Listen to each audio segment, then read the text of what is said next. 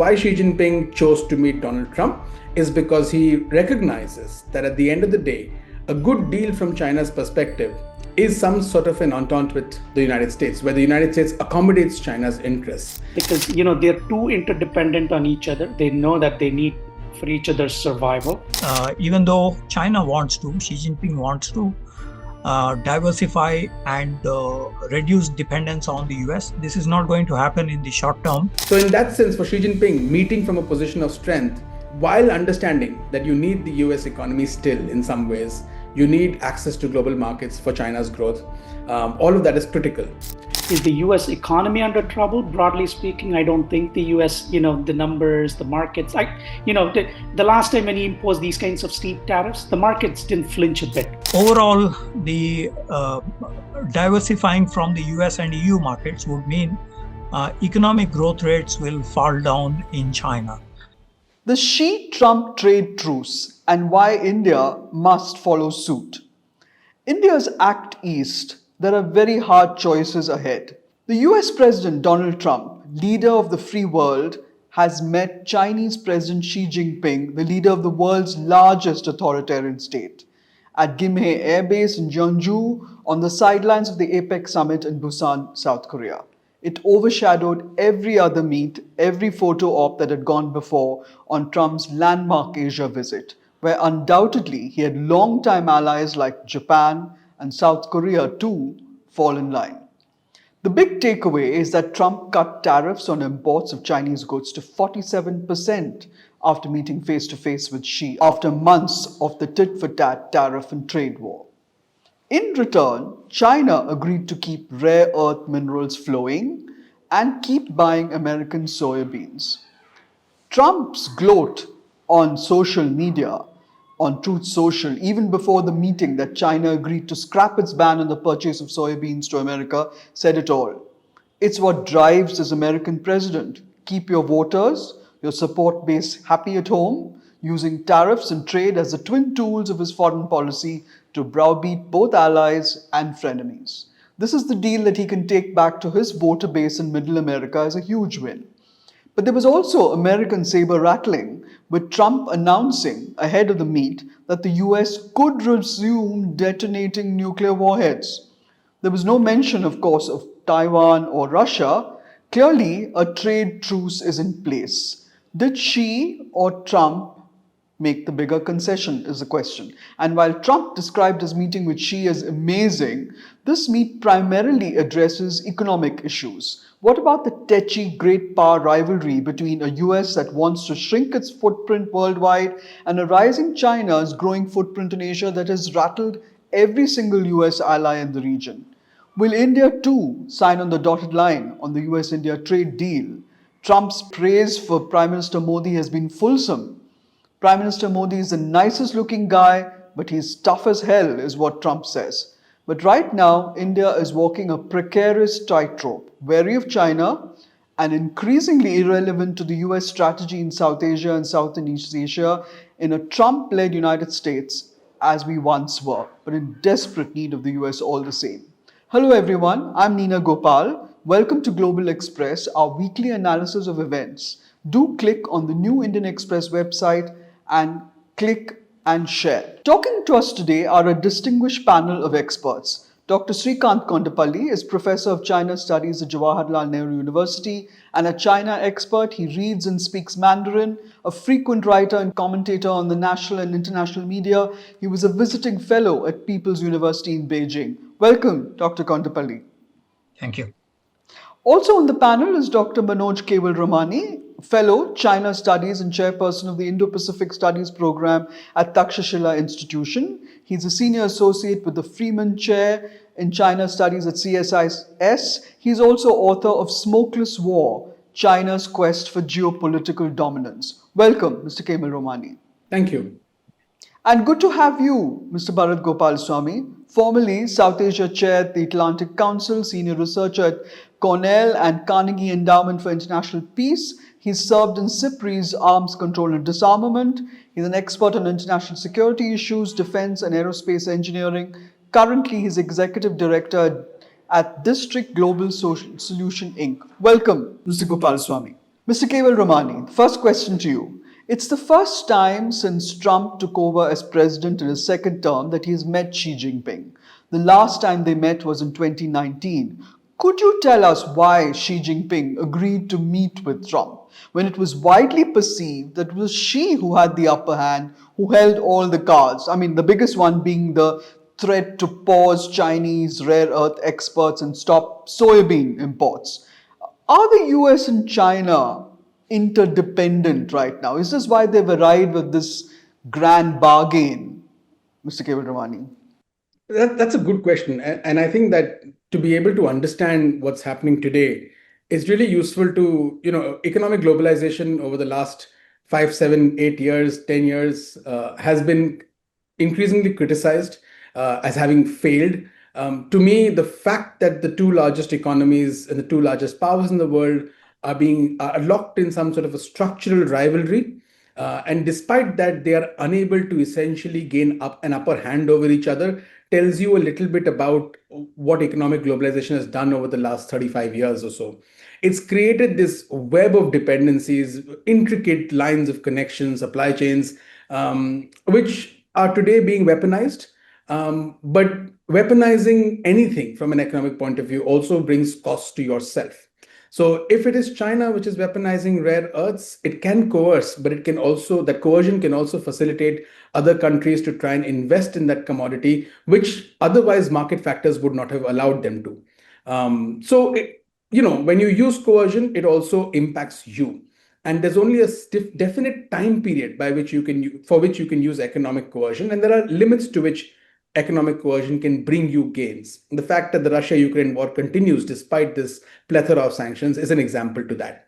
So I think that why Xi Jinping chose to meet Donald Trump is because he recognizes that at the end of the day, a good deal from China's perspective is some sort of an entente with the United States, where the United States accommodates China's interests. I think the Chinese are quite clear-headed that none of this means that the structural rivalry goes away. None of this means that structural competition goes away. But it does mean that you all buy time while China continues to build its own capabilities, just as the US will continue to build its own capabilities. The fact that if you just look at rare earths, and I'll end with this, if you look at structural changes in US approach to critical minerals and rare earths, with particularly the deal of the US government investing in MP materials, that's not going to go away because of this truce. The search for more avenues for critical minerals is not going to go away. So this is a pause because both sides have fired certain shots. Both sides have realized that neither can gain an upper hand. In a sense of speaking, the Chinese are currently ahead on points. If this was a boxing match, because the assumption would have been that the US would have been able to knock the Chinese down. And what's rather happened is that America has blinked. So in that sense, for Xi Jinping, meeting from a position of strength, while understanding that you need the US economy still in some ways, you need access to global markets for China's growth, all of that is critical. So positioning yourself as a peer while having gained on points is a good place to go and meet Trump. Why not? In fact, that was one of the questions that I had in my list of questions. Who has who's come away looking better? Is it Xi Jinping or is it Donald Trump? So, Dr. Srikanth Kondapalli, what brought the US to this table? I mean, what explains this deal-making blitz across Asia? I mean, is Trump just simply buying time to build up alternative supply chains to counter China's dominance of this rare earths? Or, I mean, China's threat to ban exports has affected, various sectors in the US, hasn't it? Because, I mean, it's rattled not just Washington, but it's also rattled Japan, South Korea, and Europe, because they're crucial technologies apparently for electric vehicles and F-35 fighter jets. And do you see a kind of the ASEAN leaders and APEC, sort of ganging up against China? Well, what brings Trump to Asia? I think one is his own view about how to restructure the global economy and maintain the MAGA movement. So he did try to restructure with the NATO EU partners. We have seen those arrangements with EU leaders in the past few months. Now it is the turn of Asia in terms of the restructuring of those policies. Uh, uh, in his election campaign, of course, he mentioned about the substantial trade deficits that United States has. And he had taken that as part of his election campaign. And so he had imposed those tariffs on every other country, including on the allies of the United States, including European Union countries, Japan, South Korea, ASEAN countries. The four leaders that he met in ASEAN also were the ones who were facing a lot of tariffs. Australia, very close to the United States. So I think it is the restructuring of the policies that is very important for the MAGA movement in terms of for example, the investments that are required in the United States. And Japan agreed to, South Korea agreed to in the shipbuilding process. If that materializes, it contributes to the MAGA movement. $8.5 billion deal with Australia on the rare earth metals also is very significant. And so I think these are some concerns that Trump had, and I think a lot of things that he was able to muster during his visit here. In relation to China, I think after the talks in London, Geneva, Madrid, Stockholm, and the Malaysia meeting, Kuala Lumpur meeting. This is the US-China talks. Between the US and China. I think the script has already been written, and both sides now backing down on the things that they have raised. Backing down because there is the ratings of the Trump administration going down. Xi Jinping also facing problems domestically. We just saw the fourth plenum. About 9 PLA officers have been removed. Before, there is also the Ministry of Foreign Affairs, Liu Qianqiao, being removed, and others as well.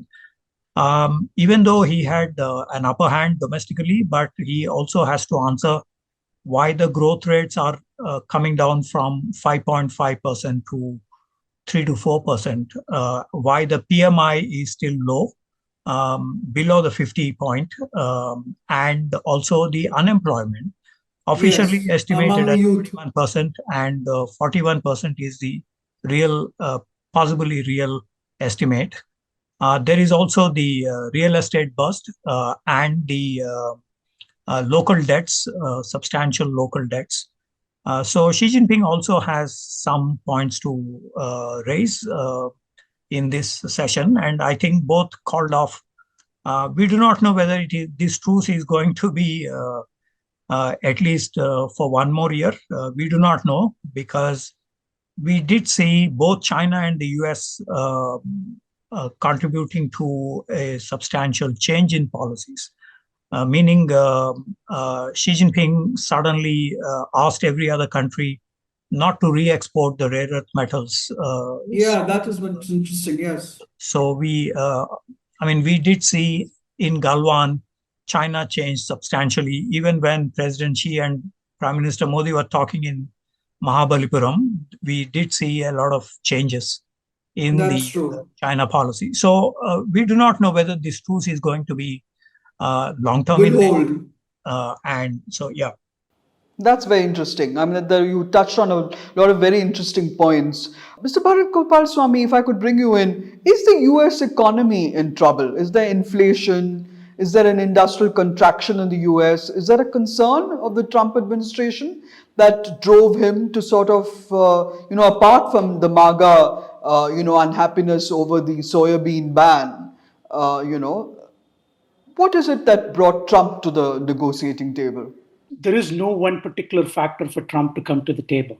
Someday he will come to the table readily, and he's always said, I'm always willing to come to the table to make any deal. So if he sees an opportunity, he will come for it, and he will and if he can take a deal or two back home, and that's always, nothing matters more to him. Like many of us, nothing matters more to him than winning.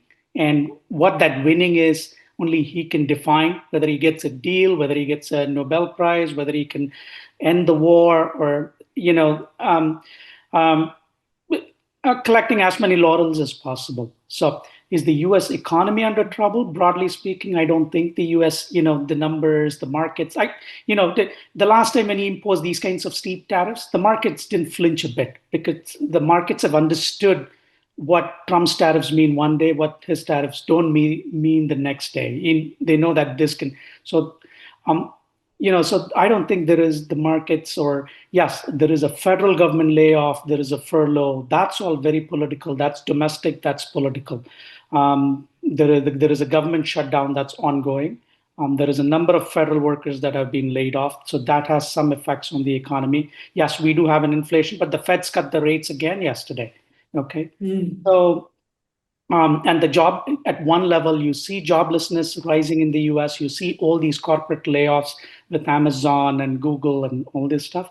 But on the other hand, there is the hiring also is pretty good. The aerospace defense budget, particularly in the US, has shot up to $1.1 trillion coming in from 2026. So, the US economy works on a different models. So basically, it wasn't the economy that drove Trump to negotiate with China, because I mean these have been rounds after round, 8 rounds, is it, of talks before the meeting in South Korea? Like both my colleagues pointed out, yes, because they're too interdependent on each other. They know that they need for each other's survival. You were spending $1.1 trillion on aerospace and defense. Now, for that, the rare earth minerals have to come from China. Exactly. The short term, in the medium term, and the long term, to ensure your own survivability and security, those things have to come from China. So I don't think, and in particular to your point about saber rattling, if you look at his speech in context, it was in reference to Russia testing a missile. It was not aimed at China. That comment wasn't aimed at China. And even if he wanted to start nuclear testing, the NNSA does this, and it would take 3.5 years for NNSA to operationalize the nuclear testing. So whether even this would start before the end of his administration is questionable. So I don't think it's particular. He's a deal maker. He wants to project himself a deal maker. That's what he's sold himself to the base. And the average American sitting in Iowa, soybean farmer, is not going to understand who won this round. Okay, he's not as nuanced, and he's not as discernible. He's like, I got my soybean back. Okay, I got my soybeans export back. These things were going down. Now we're back again. So and the midterms are coming. So you have to obviously prepare yourself for the midterms. You got to, like Professor said, some of this is also local constituency. You have to go and project it to the red states, that's saying that we got a president who keeps winning, and he's getting tired of winning. Yeah. Manoj, if I can come back to you, there was a very interesting comment that was made in one of the articles I read, which says China is saying, if war is what the US wants, be it a tariff war, a trade war, or any other type of war, we're ready to fight till the end. And this is obviously, is it braggadocio? Is it bombast? I mean, Xi Jinping has, as both of you have said, is much stronger after this fourth plenum, right? I mean, he's knocked off anyone who's, who can pose a challenge to him within the People's Liberation Army, within the foreign ministry, So I'm curious about, where Xi Jinping is headed. Vis-a-vis, the fact that in APEC and ASEAN and all of this, their position isn't one that is, says they're going to be popular. They have more friends, more enemies than friends in Asia. Actually, there are three Does it bother them? So there are three questions in that. The first is about, whether Xi Jinping, whether the Chinese that phrase that you use, that saying, and whether whether there is empty rhetoric and or whether there is substance to it. To me, there is substance to it. I think there is policy substance to it. That's a legacy phrase that goes back to Mao's time. There is substance to it in the sense that this is signaling to the US that on this issue of principle, China finds itself in a position where it can continue to fight and it will continue to fight. And it feels that it has enough arrows in its quiver to inflict enough damage that the US will come to terms and come to talk. And in some ways, this meeting is a vindication of that particular approach, that China will not necessarily raise up the ante, but it will respond quite ferociously as and when needed to try and bring the US to heel. I would not see that as empty rhetoric. But you were in China recently, Mr. Kewalramani, and could you tell us something about what the ground situation is vis-a-vis the... I was there too briefly to give you any sense of the ground situation in terms of the economy, but what the engagements with our Chinese interlocutors left me the impression with is that there is a tremendous sense of confidence. At the same time, I think the Chinese leadership has done a very good job over the last few years preparing the public, or at least messaging to the public, that there is likely to be pain because we are entering a world which is very turbulent, and when there are these dark forces of containment and oppression and bullying which are targeting us. Now, whether the people buy that pain, how much pain they are willing to accept, and all of that is a matter of when the rubber hits the road, we'll find out. But I think they've done a fairly good job of preparing people that this is likely to be a difficult period. I don't think that the United States has done that great a job of preparing its public that this is that this is a massive competition that we're in, and you must be willing to bear pain. I mean, I think Trump did try that very, very ham-fistedly when he said things like, so what if you don't have 30 Barbie dolls and you can have one or two and things like that. But that was very poorly done. I think the Chinese are much more sophisticated. The second question you had was about Xi Jinping and whether he's emerged stronger. I think the purges that we've seen in the PLA, Liu Jianchao's removal, I'm not certain those were people who were necessarily, anti-Xi challenge. They were neither challenge. In fact, a lot of the people in the PLA who were purged were people who were promoted out of turn by Xi Jinping. And obviously Professor Kondapalli will know this much better than me. But I think that I don't think he's necessarily emerged stronger. I think those purges tell you of structural challenges within the Chinese system. And structural, inefficiencies and infirmities within that system. Where Xi Jinping, I think, has emerged fairly robust after this plenum is that his vision for economic policy going forward, his broad vision for China, continues to receive the endorsement and continues to receive the support of the Central Committee of the party as a whole. And his leadership, despite the questions that may be asked, continues to be central to the party's sustenance. So to that extent, I think he remains fairly strong in that sense. The final question was about East Asia and APEC and whether China has friends. If you look at the data, of polling data from the region, what you will see is that historically, for the first time in the modern history in recent years, you're seeing China having in most countries in that region much more favorable rating than the US. Now, that could be momentary. It could be a Trump phenomenon.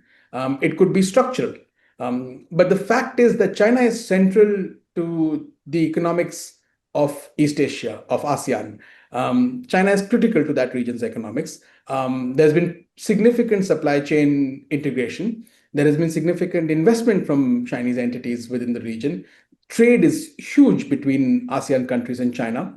And this visit by Li Qiang, who was visiting, East Asia at the same time, and who attended all of the other, the East Asia Summit, the ASEAN Summit. The foreign minister. No, the premier, Li Qiang. The premier, okay. His views and his articulation was of a vision of deeper economic engagement, and deeper technological engagement on issues like AI. At a point of time where the US is looking far more insular, where the US is looking far more transactional, China is positioning itself as reliable, as somebody who's there, not just geographically, but also in terms of material and economic terms. So I think that their effort to try and influence people and win friends has gained some ground, particularly as the US and its image and its approach to the region has become far more transactional, far more hostile in some ways, far more demanding, right? Far more, bullying, right? The idea That's a very interesting contrast. yeah, Trump, the bully, versus Xi, the peacemaker. That's quite a deal maker. maybe not peacemaker, but at least somebody Deal who, maker. maybe even not deal maker, Predictable. but somebody who's giving you a velvet glove, even though there is an iron fist behind it. What did you say, Bharat? Just more predictable, more More predictable. predictable. Yeah, Yeah. yeah. Dr. Kondapalli, if I can come to you, is China playing the long game then, the waiting game? As many analysts are saying that that she is looking for the time and the space to give this whole self-reliance theory the push that it needs, because until it comes to a point when China is no longer needs the US, it no longer relies on the US exports to keep its economy going. So are we seeing that in motion, or by the buying time phrase, is it applicable? Well, the 14th five-year plan, the previous one, the objective of that is to lessen the dependence on the Western markets, specifically the United States. There is the dual circulation strategy and enhancing domestic consumption, which is roughly around 40% now. And the reduction of the manufacturing, the polluting industries, to that of more high-tech, smart, manufacturing sector. The balance sheet is mixed in nature. 14th five-year plan mentioned about 11 areas where China wanted to be the superpower: AI, 5G, drone, EVs, and a host of other trade, culture, sports, all sorts of things in this. And the balance sheet is mixed one because China did not become a superpower in all of these. AI, for example, much of that is dependent on the NVIDIA chips. And Yes. Trump's comment is, of course, that they are not parting with this, while on the other side, we heard about the NVIDIA chips being also on the table.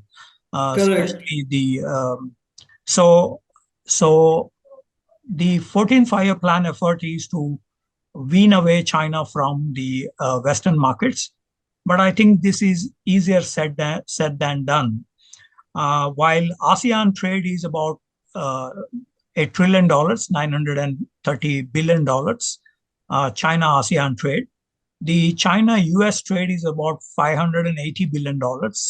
China-EU trade is around $560 billion. So together, transatlantic contributes to nearly $1 trillion. And this is a high-tech market. The ASEAN market is not so high-tech. There are a lot of agricultural products as part of the FTA. There is so much going on between China and ASEAN. So even now, China is hooked on to the US and EU markets. They try to diversify, but that is not completely successful. So Xi Jinping needs the US and EU markets. Oh, he does. Definitely, because this is a high-tech market. This is where the per capita income is pretty high. If it is ASEAN, the per capita income is, most of these are middle income or lower middle income countries. The purchasing capacity is not that high. So the Chinese would prefer to have the truck with the US and EU markets, Japan and Korea included, Australia included. So I think the current effort is to see that the Chinese economic growth rates are still intact. While the 15th five-year plan suggested that they move on two tracks. One is the high-tech sector, especially AI and others. But in this, the Chinese are not completely self-reliant, and they still have to import the chips from the US and other markets. So they are dependent, and overall, the diversifying from the US and EU markets would mean economic growth rates will fall down in China. So that is a major concern. I see. So I don't see there is any decoupling or any complete breakaway from the US-China market. I agree with the position taken that interdependence is still intact, even though China wants to, Xi Jinping wants to diversify and reduce dependence on the US. This is not going to happen in the short term. Even in the long term, that is not the prospect. The deal is also till November 10th. Let me Yes, remind you. So this is correct. short term, and both Xi Jinping and Trump would be changing their positions within this year. So let's see how it goes. That's very. I know you have to go, Manoj Kewalramani. So I'll give you this. I'm very curious to about what Dr. Kondapalli just said about how China needs Australia and Japan and Korea and the Southeast Asian countries as much as it needs Europe and America. But why is it then that China has increased its military and naval presence in Southeast and East Asia? Because China is the power that all of these countries are wary about. I mean, China demonstrated its firepower at the Tiananmen Square parade recently, and the US, of course, also has stationed troops in South Korea. It's apparently 28,000 troops. The US flies Air Force flies these bomber task forces. But the fact is, I mean, and as you rightly said, nuclear power submarines are also going to be supplied to Australia. So, what is our takeaway on China's military, strength vis-a-vis in the naval water in the waters in South China Sea and the East Asia Sea? What East Sea? What I mean, what is it in the Asia Pacific that China wants? It wants control. It wants to have the upper hand vis-a-vis trade as well as be the reigning power. I think that you should think of it from the perspective of great power ambitions. I don't think in history there are great powers that rise without subduing their neighbors. You have to have a neighborhood that is subdued to your interests, and then you rise beyond that. So this is a process in that sense, right? If you look at, just go back to April this year, there was a central conference on peripheral work in China. That conference articulated a vision of China engaging with its broader periphery. And the periphery is not just the neighborhood, it's very large. It includes even Maldives and Sri Lanka. And the idea that China must be And essentially, Pakistan. of course, Pakistan. I mean, when I'm saying Maldives and Sri Lanka, of course, Pakistan. Pakistan is much more closer. But the idea is that China must be, this is the zone of influence that it must command across this region. That requires you to build economic capacity and economic power and utilize and project it, build networks, build interconnections. That also requires you to build the force capacity and the force projection capacity, first around what are your core interests, which is the South China Sea, the Senkaku and Diaoyu Islands, so your territorial interests, and then sort of break through the island chain containment that they see from the United States.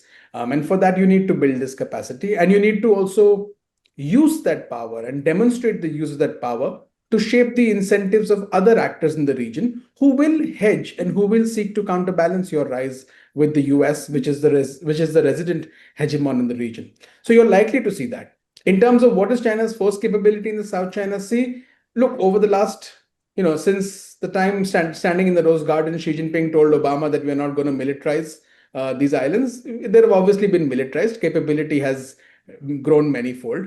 And US assessments, there was an Indo-Pac commander assessment some time back which said that, look, we're already in a detrimental position in the South China Sea vis-a-vis China. They're likely to continue to invest These are the islands, the Spratlys. Are we talking about the Spratlys?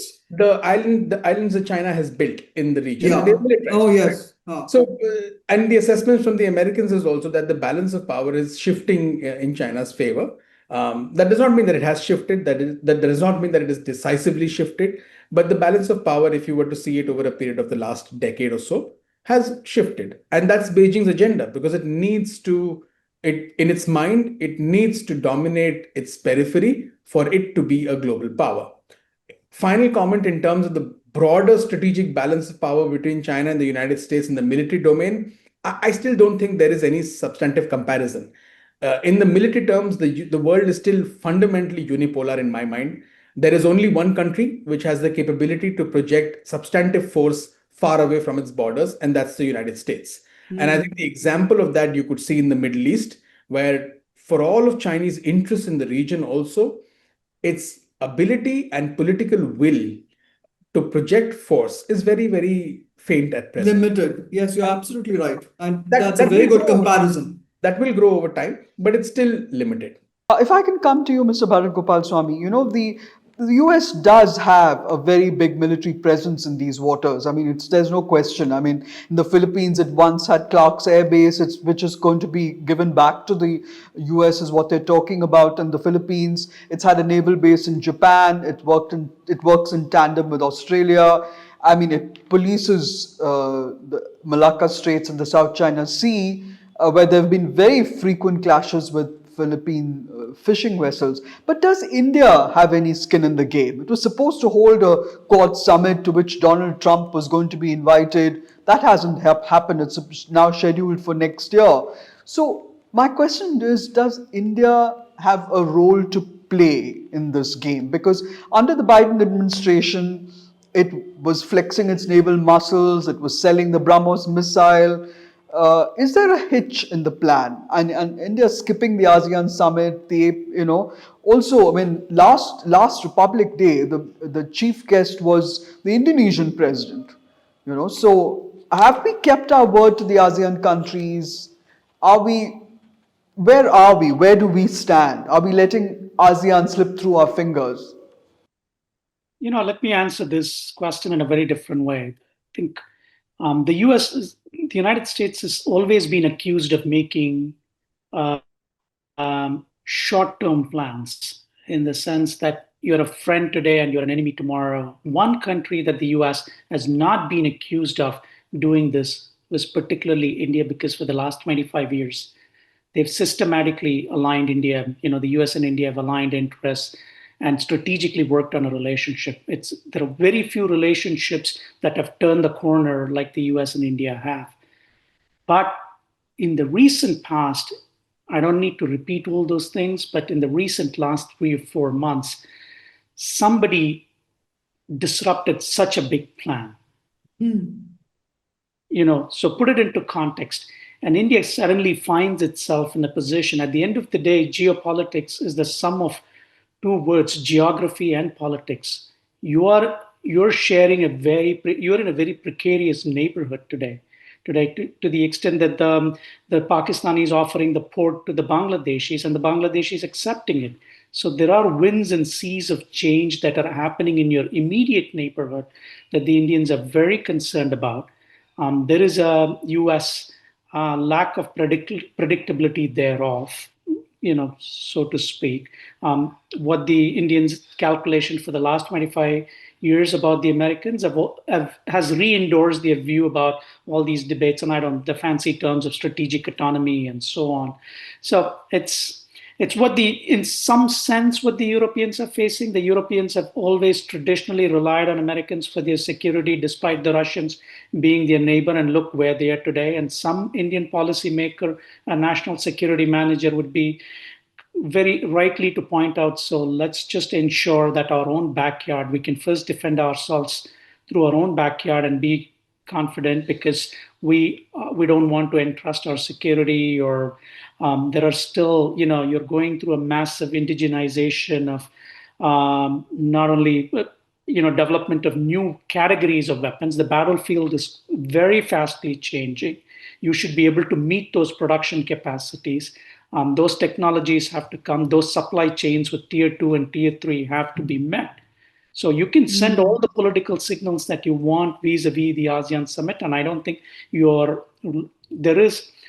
I don't know if the word is hitch, but there is like a review of those plans to make sure, recalibrate of what you can promise, what you can deliver beyond your immediate neighborhood, and how you safeguard your own self. So there is Yeah. the political issue, there is a diplomatic issue, there is a long-term calculation, recalibration issue, and then there is also a technical issue. At the end of the day, you need to be, even like, for example, Israel with all its might, if the war with the Iranians extended for a few more days, they would have run out of their arsenal of supply of those interceptors. Nobody prepares for these kinds of scenarios until you're actually confronted with one. And then you start building supply chain, precision manufacturing, as well as matching production capability in a wartime scenario. So I think if I were an Indian policymaker, I'd put all these things into account and see where I am at this moment. That's very interesting. I have also got a question about the future in the US of the Chinese social media app TikTok. I mean, I don't understand why, what is the controversy behind it, and what is China's role on this illicit fentanyl trade? Trump has ended up trimming the fentanyl tariff down to 10%. That's a huge concession. Isn't that so, Dr. Kondapalli? In the current deal, what we have seen is only incremental response, 10%. So 47% tariffs overall remain. On fentanyl, there is a 10% reduction from the previous 20%. And also on other matters, there is only incremental progress. So we should not read too much into this. Of course, the overall framework, overall agreement was encouraging, positive, so on. So this is one aspect. On the TikTok, while India banned the TikTok by saying that it is, post Galwan, Dr. Jaishankar made that statement on June 17, 2020, banning the TikTok and 218 apps cumulatively of China, PUBG, all sorts of software and other platforms. But the United States, on the other hand, had seen a different trajectory. The Supreme Court of the United States involved, and then there is the Plan B that was offered, which is that TikTok be acquired by an American company. Yeah, that's right. And it has nearly 230 million, subscribers, users. And this is basically influencing. This is part of the influence operations. In India, that was banned because of this reason. And in the United States, that was floated. The Chinese don't have TikTok. They have Douyin, a Chinese app, which does not mirror reflect the TikTok. So these are two different entities, but under the same leadership, ownership, etc. So the Chinese don't want the TikTok content be aired in China. So they're cautious about the TikTok itself, and they don't allow the TikTok to operate in China. That's very interesting. Yeah, because many of the programs it was banned in China, in India, because of the child pornography and other things that were accused in a Tamil Nadu court. That was one of the reasons. But in the case of the United States, it is influencing the younger people into a pro-China image.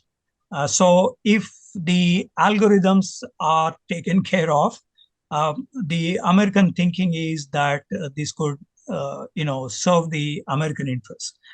So that was basically the concern. On fentanyl, it is estimated that China origin drugs land up in Mexico and recently even in Madhya Pradesh in India. Kash Patel mentioned that Madhya Pradesh has become a major conduit in related matters. So that's Central India. In Central India. It is estimated that over 1 lakh Americans are killed every year because of this fentanyl consumption. overdose.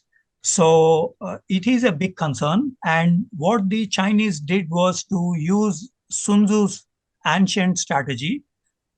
If the adversary is focusing on some issues, in order to distract the adversary, you need to further up those concerns. So China deliberately exported these fentanyl because that has become a big social issue in the United States.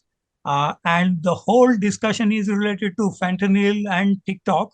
But then, Dr. Kondapalli, don't you see that America is ceding too much? I mean, only putting 10% tariffs on fentanyl, which has killed off so many people. I mean, that was a huge concession then by Trump. Uh, Actually, this is a very straightforward issue. No country can export the drugs and kill people in another country. Of course. What China is doing is the opium wars on the Yes. United States Oh, that's indirectly. beautifully put. Yes. And so this is actually a very simple issue. No state can promote this kind of trade, fentanyl trade, nor can do the TikTok kind of influence operations. It's a straightforward issue, but muddled because of the American politics, domestic. Yes. There's also a very interesting angle about China getting rattled by this rule that blocked Chinese enterprises from accessing American technology. Bharath Gopalaswamy, I don't know whether you heard about this, and also that, Chinese operated ships which were coming into dock at American ports were hit by high port fees. So, I mean, this tariff war is something which hasn't actually played out completely. I think it could actually take on a whole new dimension. But my other question is about the geopolitical playoff. The geopolitical payoff, because the US has the US developed a hands-off policy on Taiwan? China has every intention of taking it in apparently in 2028 as part of its one China policy that Washington, barring former Speaker Nancy Pelosi's visit to Taipei, has so far respected. So during these talks, apparently when the negotiations were going on, the US was going to be asked by the Chinese to not oppose Taiwan's independence. Has Trump conceded on that? Because there's no talk about it at all. Trump is sitting on military assistance to Taiwan. He's slapped higher tariffs on Taiwan at 32% more than what he has done to Japan and, allies like Japan and South Korea. So, do tell me if you've heard a buzz, and Dr. Kondapalli, please do come in on that afterwards. I do want to rewind this actually to the turn of the century, around the 2000s. When Bush second was running for elections, most of his speeches, if you read through most of those speeches, and it was all about China, China, China. Okay, like beginning from the second administration of Clinton, the U.S. policymakers quickly realized that there is. It's not the China that they wanted to give birth to. They realized that that strategy had gone in the direction that they did not anticipate and they did not want it to. So the concerns about China stretched way back towards the end of the late 90s and early 2000s. And what happens? Come in 9/11, the World Trade Center gets hit. The US is distracted by two wars that just drained its resources and completely distracted the US focus in a very different direction. In 2008, the peak of American power at that time was when the US-India nuclear deal was stalled by the Chinese. President Bush could, call his counterpart, the Chinese counterpart, and allow the deal to go through at the last minute. Oh, very interesting. China had stalled that, but they could not stall it beyond a point. Now you have a situation where China may not successfully contribute to any US endeavor, but can sabotage any US big project, so to speak, around in the world. There is no big project now that the US can steamroll China at once. It once did. That's the erosion of American power. And compare US national security strategies that they release these documents from 2003 to whatever they've released. You see the systematic, the gradual erosion of these kind of things. Very And, interesting. and today, you put, this is not an equivalent case, but you put Ukraine and you put Taiwan in the same basket, and you ask yourself, do I want to be in those situations? Do I want to, it's a very stark reminder of what the Europeans are going through today. 50, 60 years, 80 years of security, this underpinnings after the Second World War. Those structural shifts have happened.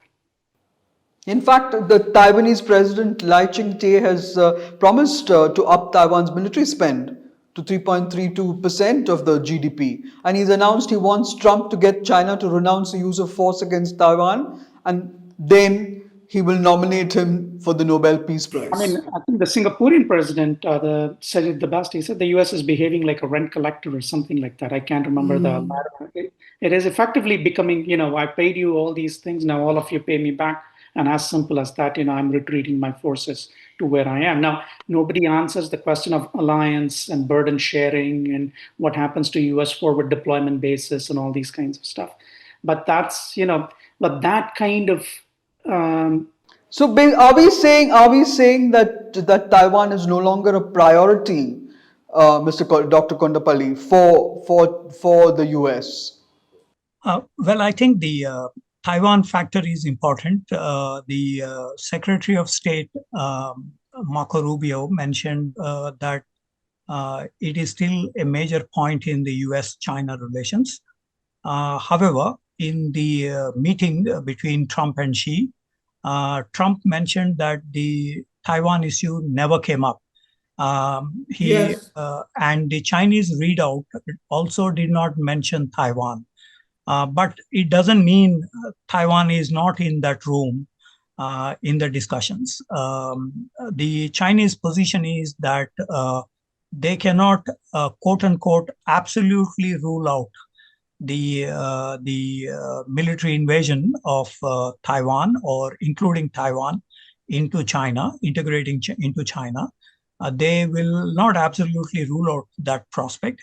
Nevertheless, since Ukraine and Taiwan have been compared, Ukraine is you can run down your tanks, but in the Taiwan Straits, you have 180 nautical mile difference, and amphibious operations have to be conducted.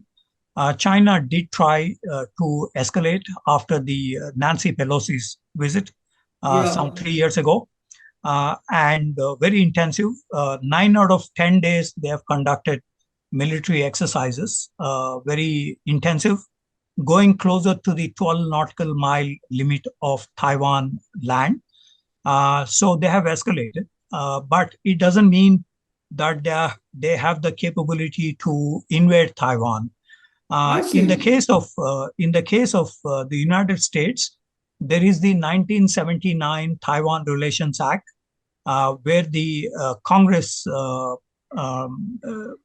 advises the president on whether there is a change in the Taiwan Straits military capabilities, and if so, the president is supposed to take action in that regard. So it is also binding on Trump, even though Trump has started a new, kind of policies. Tariffs is one that we can say he had done a zero-based budgeting of the whole processes so far. And Taiwan could also be part of this. But Marco Rubio's statement yesterday suggests that there is no major change on Taiwan from the American perspective in this regard. Oh, that's very interesting. Bharath Gopalaswamy, if I can come back to you, there are also whispers that during the Trump meeting with Xi Jinping, he may have asked China to intercede and persuade Russia to back down on Ukraine. Do you think that, and also this whole, the US now saying it's going to resume detonating warheads for the first time in 3 decades? I mean, I know it may be all bluster, but and you said it will take another 3 years. But was this aimed at Russia at all? Because Russia has just fired this underwater sea drone, and NATO. I think NATO believes that it is preparing for an all-out war in Europe. Whether true or not, we don't know. And this, of course, this missile covering 14,000 kilometers. You mean was the comment based aimed at Russia? Is that your question? Yeah, I'm asking. Yes, I'm asking whether it was aimed at Russia. And whether Russia will listen to will whether China will be persuaded to by Trump to speak on U.S. behalf to Russia. The comment was squarely aimed at Russia because the latter half of the comment in that aboard Air Force One, this is what he said. He said, they know we don't need those missiles. We have nuclear submarines loitering around that, and they are not stupid. We are not. He didn't say they are not. He said something to the effect of they're not kidding around and we are not kidding. Both of us know each other. Both of us know that both of us have enough nukes to go after each other. So I don't think that comment was squarely aimed at Russia. And I like the part where he added, he said, we should be talking about ending these wars, not about testing nuclear weapons. He also added that, give credit where it's due. He said that those comments. He said we should be talking about ending these wars, not about testing nukes and going in a different trajectory. So it was so that was aimed at Russia now, and he has been persistent on he's tried everything to end this war in a sense. He's tried he's flip-flopped. He's gone this way, that way, and he's just like, I think this was one of his very key campaign promises, that he would end this in a day after he came into the office, which has not happened. And if the Chinese could chip in and do this for him, I think Trump is somebody who I don't see him not welcoming any effort by anybody, and he doesn't. It doesn't stop him from asking from anybody either. So. He's one of those. Sometimes traditional presidents, it's like this thing, right? I mean, he goes to Syria, he meets the Syrian leader in Doha and takes the sanctions off him right the moment he sees him. He's uncharmed by this guy. Normal to go through committees, processes, reviews, congressional reviews, and it would have never happened.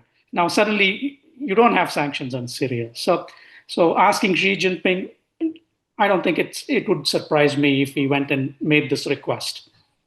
Dr. Kondapalli, do you think that there is a backroom maneuver to bring Russia on board? But more than anything, I think, I also would like to come to my very critical question about India. What lessons can India learn from China's growth? Its economy, its industry, its AI. China as an American strength comes from its technological prowess. Why are we lagging behind? I mean, and now we've conceded to America on the Russian oil as well after Rosneft was sanctioned. So will clinching a US trade deal help India at all? I mean, is that the sweetener? India's promise to cut Russian oil imports. But do come in on whether there's any back chat on Russia. I think on the earlier question on China's role in Ukraine conflict, I think on that issue, the Chinese are also equally burdened with the sanctions on Rosneft and Lukoil. And they may possibly diversify through the land energy pipelines, which are hard to detect in future, or swap deals on the high seas. This could be possible, but China did agree to pause the purchasing of oil from Russia. This is also imposed on India, and NIARA and other companies are concerned about this. Possibly we will also diversify towards Saudi Arabia, Qatar, or whatever other sources are, including the LNG from the United States, which is also part of the discussion today in India. So the effort is to isolate Russia, and so possibly China will play some role in this in terms of the Russia-China divide that Trump is trying to attempt. So that is possible, especially on the energy-related sanctions. However, of course, the limitless partnership between China and Russia still exists. Yes. And so possibly there is more cooperation between Russia and China in other fields, not on energy, because this is explicitly sanctioned. On India, I think what we need to look at this issue is there is a new agreement between China and the United States. Prime Minister Modi is keeping the meetings in ASEAN and also the Quad meeting, as you suggested. This indicates that we are in a wait and watch policy on how the US-China G2 will unravel in future, whether that would mean anything related to South Asia and India. Remember, in 2009, Obama went to China, and in the joint statement, they mentioned about South Asia. So the G2, Group 2, is a reality in one way or the other since then. And the Xi-Trump meeting reinforces that image of a G2, and that reduces the Indian leverages. So this is one prospect that could be unveiled in the near future. Number two is in terms of the technological prowess. We did see China plus strategy, China plus one strategy, yielding some results. Not very successful, but we did had Foxconn, Apple moving to India, and also other companies with the production-linked incentives, PLI scheme providing some traction in this regard. To answer directly your question, there is the Atmanirbhar Bharat campaign that every other country is actually adopting self-reliance. China is adopting as part of the 15th five-year plan. India did before on this count. I think with the vagaries of Trump tariffs, we are seeing every other nation, emphasizing on its own capabilities, self-reliance policies. I think that is the only way in the future. Okay, thank you very much. So I just wanted to say that in conclusion, these concessions by the US and China to each other have given the world a sense that Washington and Beijing had reached a kind of a meeting point, a halfway house. So we don't know whether this is a lull in the storm, whether it's a permanent peace, a temporary truce. We'll have to wait and see. We've also seen, major powers, allies like Japan and South Korea bend over backwards, to work their way back into the good books of the US. India is definitely not in China's camp. And despite praise for our Prime Minister Narendra Modi from the Donald Trump saying he's the nicest looking guy, but he's a killer, we're definitely not in Trump's inner circle either. But after months of angst, I think Trump has openly said an India-US trade deal is close. So the India-US trade deal is definitely the next big deal to watch out for. Thank you, Dr. Kondapalli, for coming on the show. Thank you, Mr. Bharath Gopalaswamy, for coming on the show as well. And thank you, Mr. Kewalramani. Thank you, viewers, for watching Global Express. Do click on the new Indian Express website and click and share.